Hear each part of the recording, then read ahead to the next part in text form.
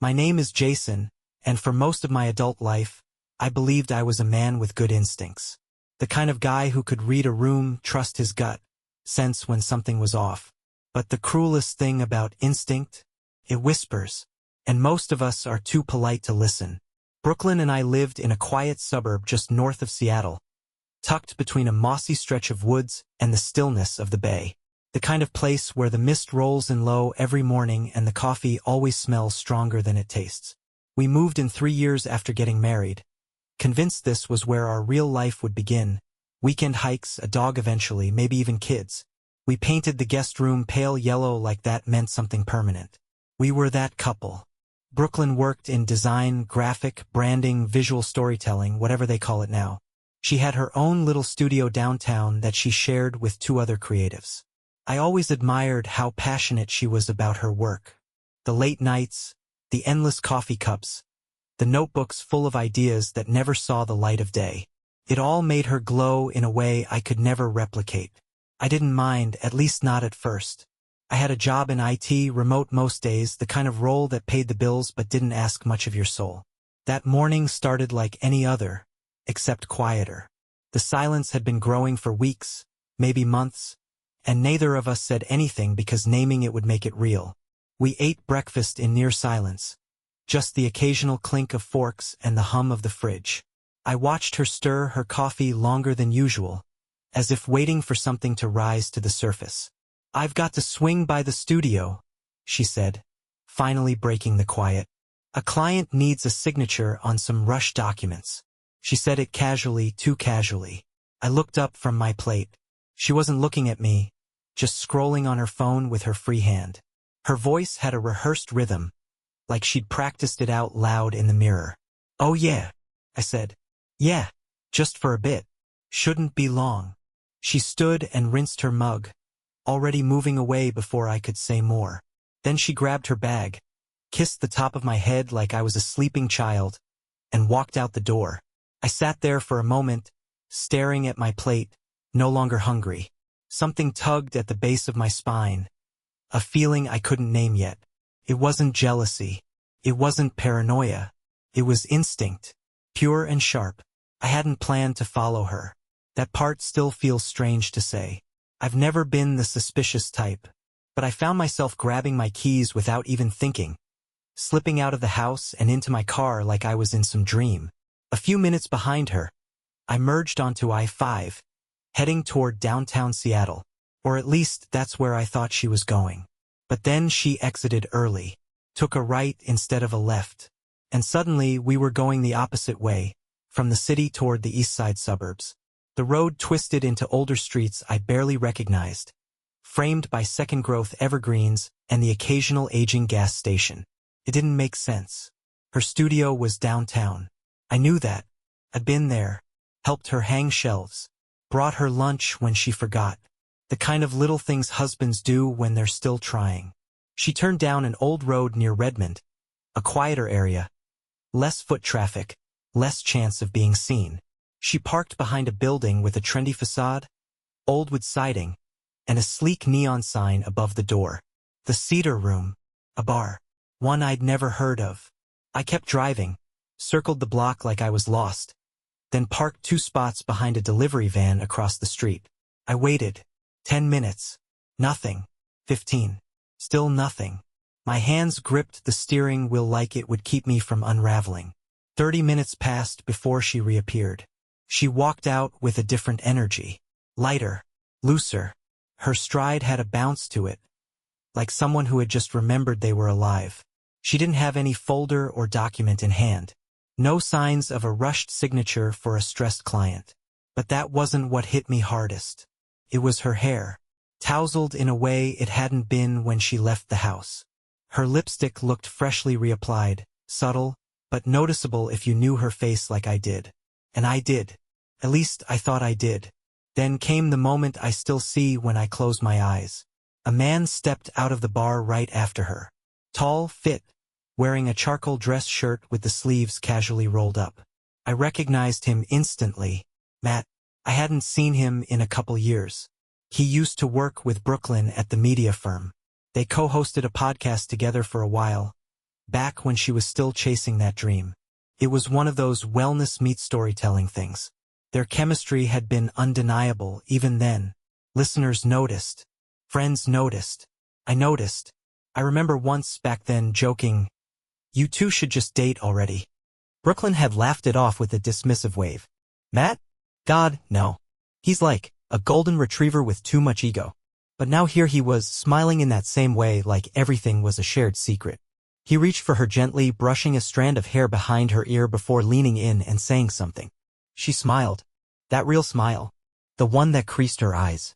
The one I hadn't seen in months. And then they hugged. Not just a polite, "Hey, good to see you" hug. It was long. Familiar. Comfortable. Her hand rested on his back a beat too long, his thumb moved in slow circles at her waist. I'd know that body language anywhere. You don't spend 5 years married to someone and miss those signals. I felt like I was outside of time. Like watching a film I didn't audition for. Like this version of my wife of my life existed in a parallel timeline where I had no place. They parted slowly, like neither wanted to break the spell. I sank lower in my seat, suddenly aware of how cold the steering wheel felt in my hands. My chest was tight, but I couldn't move. Couldn't speak. Couldn't even blink. This wasn't a wild guess or some insecure daydream. This was real. And deep inside, I think I always knew something had changed. I just didn't want to believe it. But instincts? They don't lie. I drove home with that image burned into my retinas, Brooklyn in his arms, smiling like she used to smile at me. I couldn't shake it. Not on the way back. Not after I parked. Not even after I sat in our driveway for 10 minutes, staring at the garage like it had answers. It's funny how quickly your mind starts rewriting history once doubt enters the picture. Suddenly everything from the last 6 months was under review. Her late nights. Her soft avoidance. That random new perfume that showed up on our bathroom counter, floral, powdery, nothing like the earthy scents she used to wear. She said a client gave it to her. I believed her. Why wouldn't I? But now? I couldn't stop turning over moments like puzzle pieces, trying to see the image they made. When she walked in 2 hours later, you wouldn't have guessed anything was wrong. She tossed her keys in the ceramic bowl by the door, slid off her jacket, and called out like nothing had changed. "Traffic near the office," she said as she padded into the kitchen. Barely got out? I was sitting on the couch, TV on but muted, just watching the light move across the walls. I didn't say anything right away. I just looked at her. She leaned against the counter, scrolling through her phone with one hand, sipping something fizzy with the other. "What's with the face?" she asked after a minute. "Nothing," I said, forcing a smile. "Just tired." She nodded like she accepted that, but she didn't ask more. And that hit harder than I expected. A year ago, she would have pressed. She would have sat down next to me, touched my knee, asked if work was okay or if I wanted to order Thai instead of cooking. But now? Now she moved around me like I was a lamp she didn't feel like switching on. That night in bed, I stared at the ceiling long after she fell asleep. Her breathing slow. Peaceful. Like someone with nothing to hide. But I'd seen enough. Enough to know something was broken between us and maybe had been for longer than I realized. Over the next few days, I didn't confront her. I didn't scream or accuse. I just observed. And in doing that, I saw more than I wanted to. She started keeping her phone face down on the nightstand. Always locked. Always on silent. Calls came in, but she'd step into the hallway to answer them, mumbling something about studio stuff or a client meltdown. Texts made her smile quietly like some private joke she wasn't ready to share.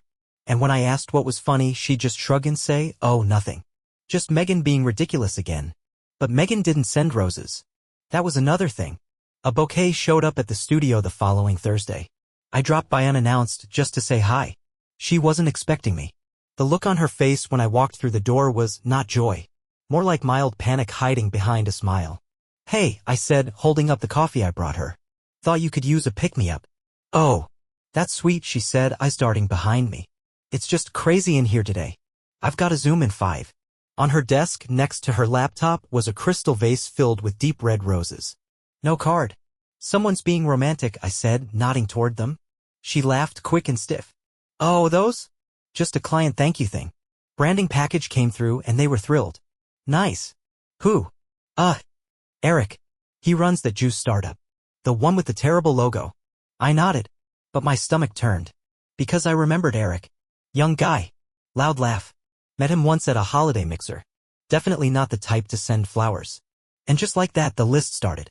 Not officially. Just in my head at first. But soon I needed something physical, something to prove I wasn't losing my mind. So I started keeping track. Notes on my phone. A folder hidden in a work app. Nothing dramatic. Just dates, times, routes. Little inconsistencies. Things like, told me she was at a client dinner. Car showed up at Redmond Bar. Said she was with Megan. Megan posted a story from a museum in Vancouver. Left with gym bag. Came back with no sweat, fresh makeup. It wasn't about catching her in a lie. It was about confirming what I already knew. Somewhere between our morning routines and our quiet dinners, Brooklyn had slipped into another life. And I was no longer part of it. At night, I'd watch her from across the dining table as she smiled into her phone or stared out the window for longer than necessary. When I'd speak, she'd nod and go but she wasn't really listening. It was like she was performing the role of wife out of obligation, her lines memorized but soulless. And the thing is, I didn't hate her for it. Not then. I hated myself more. For missing it. For giving her the benefit of the doubt again and again. For believing we were still something worth believing in. I started doing things I never thought I'd do, like checking the mileage on her car. Subtle things. I'd note the reading before she left, then check it again when she got home. And when the math didn't add up, I logged it. She said she had a photo shoot one Saturday and needed the day. I offered to help, but she said it was out by the old train yard, nothing fancy, just industrial stuff. I stayed home, folded laundry, cleaned out the garage. Around noon, I looked up that location on Google Maps. Not a single shoot booked there. The site had been closed for maintenance for a month. When she got back, she smelled like hotel lobby soap. Not her usual earthy sage shampoo. Her clothes were different from the ones she left in. Her hair was up now, loose before. She said the shoot ran long and that she was starving but didn't eat the dinner I'd made. Just picked at the salad, said her stomach felt off. It was around that time I started fantasizing, not about catching her, not about yelling or fighting, but about disappearing. About leaving a note and never coming back. About finding a place where the only voice I heard was my own again. But I wasn't there yet. Not fully. Because I still needed proof. And I still needed to hear it from her lips, the one thing I dreaded most, that she didn't love me anymore. That she'd made a choice. Not a mistake. Not a slip. A choice. And when someone chooses to live in a new story, they're no longer part of yours. I just hadn't accepted that mine had already ended. It was a Wednesday night when the truth stopped whispering and started screaming. The day had been quiet, unremarkable. I spent it working from home, fixing broken server issues for a client I'd never met. Brooklyn had left early that morning, saying she had a team pitch and maybe a lunch with some new blood investors she was hoping to impress. I told her good luck. She barely looked up from her phone. By the time she got home, it was close to midnight. I remember because the house had gone cold and I was still sitting on the couch with a blanket around me and the TV flickering soft light onto the walls, some random documentary I wasn't even watching. I'd left the hallway light on for her. I always did. Old habit. The kind you keep even when it hurts. When the door opened, she floated in like she was walking through a dream. Or a scene. She didn't notice me at first. Her heels clicked softly against the tile as she passed through the foyer and into the kitchen. Then she saw me, her body stiffened just slightly. "You're still up?" she asked, voice light, like I'd caught her singing. "Couldn't sleep," I said, glancing over my shoulder. That's when I saw it, the red dress. The one she wore on our first anniversary. Tight at the waist, just enough shimmer to catch light. I remembered the way she looked in it that night at the little seafood place by the harbor. The way I couldn't stop staring. The way she laughed when I dipped her during that slow dance no one else joined. But now the memory was a cruel echo. She looked stunning. Like someone had spent hours sculpting her. Hair still perfect. Makeup untouched. She hadn't been working. She gave a little shrug, brushing past. "I'm going to shower." She walked upstairs without another word. And then she did something she never used to do, she left her phone on the couch. Face up. Unlocked. She always had it glued to her or tucked into her purse like a relic. But that night, she left it behind like she forgot it even mattered. I don't remember deciding to pick it up. My body just moved. Like something ancient took over. The screen was still on. A message notification hovered above the wallpaper, an old photo of us from Yosemite, still there like some cruel placeholder for a version of us that didn't exist anymore. The preview showed a name, Matt. And 3 words, "You were unreal tonight." My mouth went dry. My hands started to sweat, slipping slightly on the screen as I tapped in. The thread opened to a scroll of texts, and with every line, my breath thinned. "Matt. Your K***ing me in that lingerie. Miss you already from the parking lot. God, your skin still smells like me." Next week again? I'll book early. Same suite. Photos followed. One showed a bathtub filled with rose petals, candles lining the counter in flickering halos. Another, a mirror selfie of Brooklyn in that same red dress, lips parted, eyes half-lidded, hand at her waist like she was still posing for him. But it wasn't any of those that broke me. It was a message she sent. Brooklyn. He still thinks we're just going through a rough patch. It's kind of pathetic. I couldn't breathe. I sat back like I'd been sh*t, the phone slipping from my hands and landing on the rug with a dull thud. That was me she meant. He. Her husband. The man who built this life with her. Who made her soup when she had the flu, who painted her studio walls, who memorized her coffee order down to the syrup pump. Pathetic? She knew I was holding on. Knew I was trying. Knew I was quietly hoping this was all in my head, and she laughed about it. That moment, that exact breath, is when I stopped feeling. It wasn't even rage. Not yet. Just nothing. Like the switch had been flipped and my entire nervous system powered down. I walked upstairs, not saying a word, and closed the bedroom door behind me. She was still in the shower. The water running sounded too warm, too gentle for what I felt. I stared at my side of the bed, the sheets still tucked neat from the morning. I didn't touch them. I just stood there, hands at my sides, staring at the pillow she used to sleep on. This wasn't a mistake. It wasn't a one-time thing.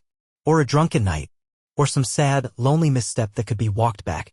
This was a life she had chosen. Rehearsed. Maintained. I went back downstairs and sat on the couch again. The TV still flickered. I watched without seeing. Her phone still lay on the rug, screen dark now. I didn't pick it up again. I didn't need to. Because here's the truth they don't tell you about betrayal: it doesn't scream. It doesn't crash through your windows or kick down your door. It whispers. It inches. And then one day you wake up and realize, this person, this home, this whole life you thought was yours? Gone. Just like that.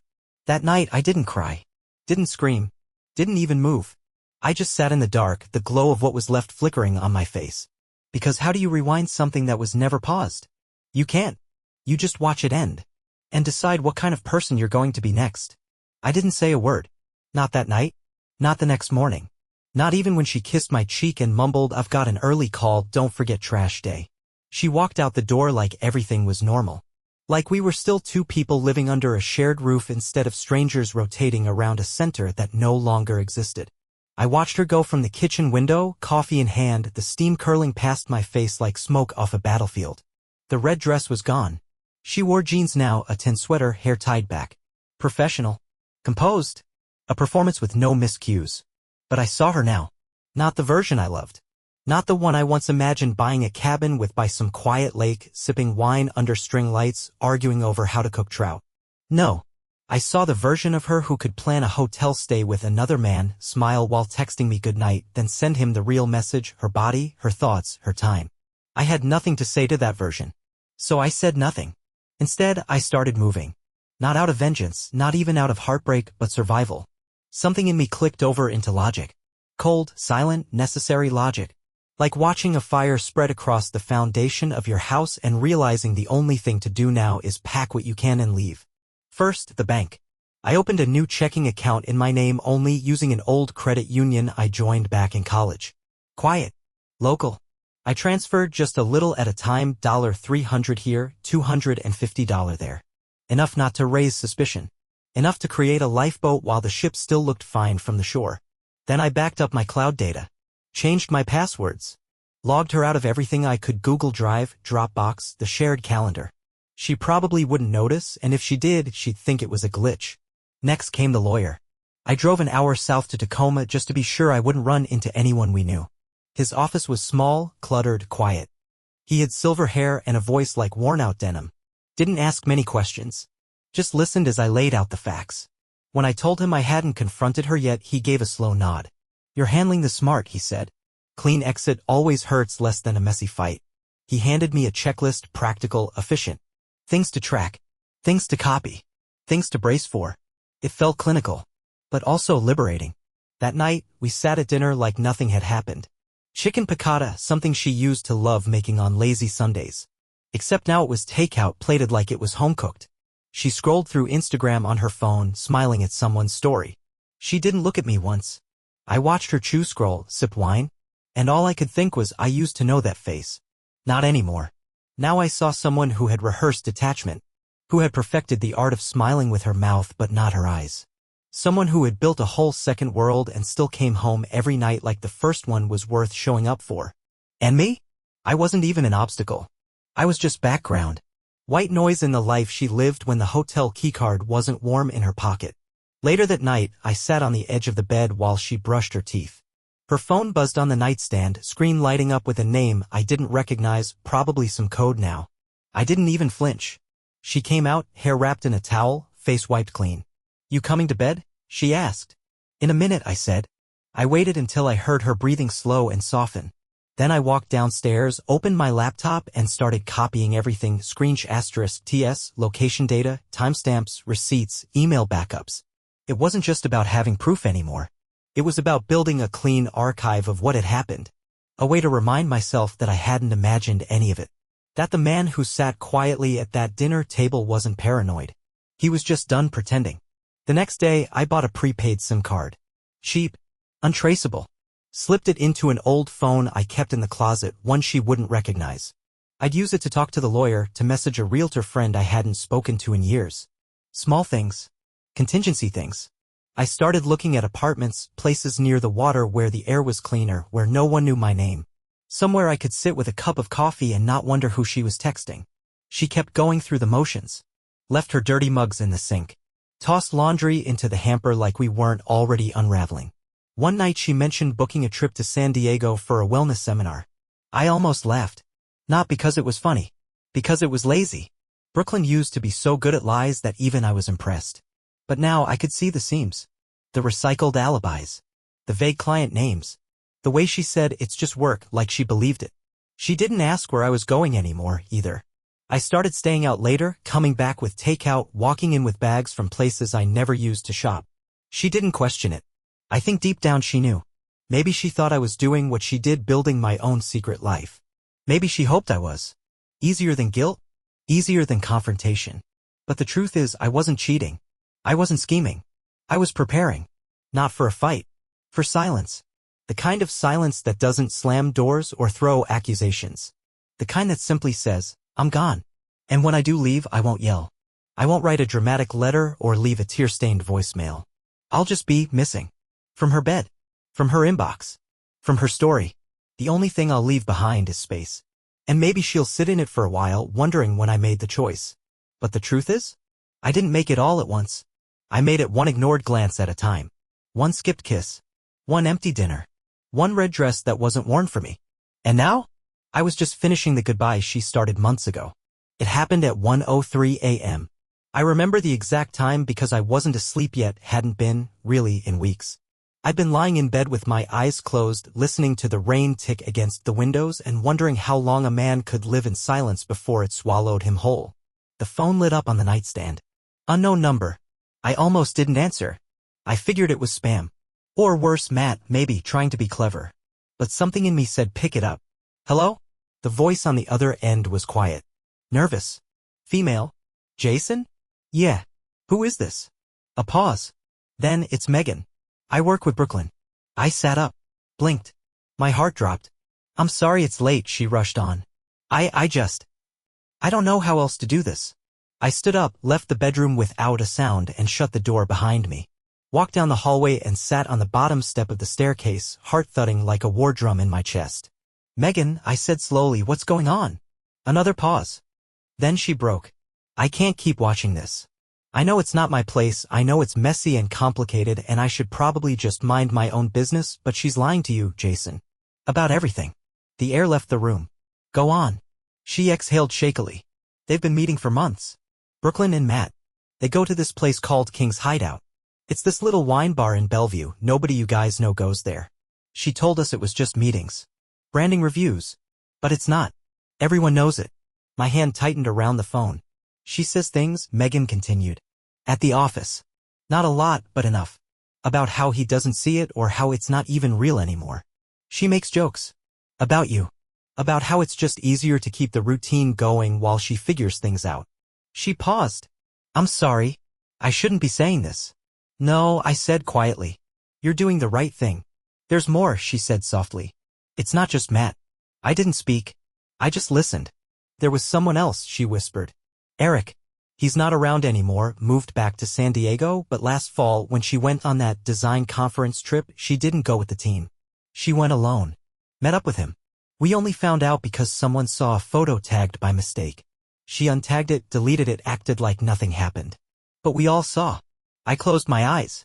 I remembered that trip. I helped her pack for it. Folded her cardigans, tucked snacks into her carry-on. She kissed me at the airport and said, "I'll FaceTime you from the hotel." And she did. I remember the hotel room, bland beige walls, the corner lamp, the fake art above the bed. Only now I knew she wasn't alone. "She's not who you think she is, Jason," Megan said quietly. "I don't know what happened, but the Brooklyn I used to admire? She's gone. I thought you deserved to know." I sat there for a moment, the phone still pressed to my ear even after she stopped talking. "Megan," I said finally, "why are you telling me this now?" A breath. "Because I saw the look on your face the last time you dropped by. When you brought her lunch. You still believed in her." My throat tightened. "Thank you," I said, and I meant it. She whispered, "I'm sorry," and the line went dead. I sat there in the dark for a long time, the silence around me thick and deafening. She'd lied to my face, yes. That much I knew. But now I understood something deeper. This wasn't a single affair. This was a pattern. A new way of being. A life she built around masks, carefully placed smiles, and just enough breadcrumbs to keep me loyal. It wasn't about Matt. It wasn't even about Eric. It was about freedom. She wanted the illusion of safety. Of comfort. A husband at home, soft lighting in the kitchen, anniversary photos on the wall. But what she really wanted was the door wide open and no one asking questions when she slipped out. When I went back upstairs, the bedroom smelled faintly of her shampoo, lavender, and eucalyptus, soft and sharp. She stirred as I entered, rolled onto her side. "You okay?" she murmured, half asleep. I stood there for a long moment, watching the rise and fall of her back beneath the comforter. Then I said the only true thing I'd spoken in days. "I will be." I lay down beside her, but I didn't sleep. I stared at the ceiling while she slept beside me, peaceful, unaware, and I let the truth settle fully into my bones. It was over. Not in some future fight. Not in a dramatic confrontation. It had ended quietly, over dozens of nights like this. While I made her coffee. While I kissed her forehead. While I waited at home, loyal. I didn't need to ask why anymore. I didn't need her confession. Because now I had clarity. Cold, sharp, final clarity. And weirdly beneath the ache of it all something else crept in. Relief. Because once you know the truth, you stop bleeding in the dark. And you start making a way out. The next morning, she left her laptop open on the kitchen table. I didn't intend to snoop, but the folder was already open, design clients. Inside were files named after people. Familiar names. But one stood out, Eric_San Diego.zip. I clicked. Inside, travel documents, mood boards, a scanned hotel itinerary. The same weekend I stayed up late fixing our leaky sink, she was in California with him. Smiling in beach photos. I felt numb. Not shocked. Not even angry. Just hollow. It was clear now, this wasn't some slip from a stressed woman. This was deliberate. Repeated. Mastered. Every time I stood beside her, I was just a placeholder. A background extra in her double life. That morning, I didn't confront her. I just closed the laptop. Some truths don't need discussion. Some lies are too complete to question. 2 weeks after I left, she found me. I'd moved into a quiet apartment above a bookstore near the bay. She stood at the door like nothing had happened. Still flawless. Still rehearsed. "You're really just walking away?" she asked. I didn't speak. She let herself in. At first rage. Then laughter. Then tears. "You've changed," she said, like that was the betrayal. "Everyone messes up, Jason. You're throwing away everything." I waited. Let her perform it all. Then when the silence came, I said the only thing I'd been holding onto, "Now you're free." She blinked. No reply. No hug. No apology. She walked out into the dusk, heels echoing down the hall. And I stood in that stillness, lighter than I'd felt in years. Not healed. But real. And for the first time in a long time, happy.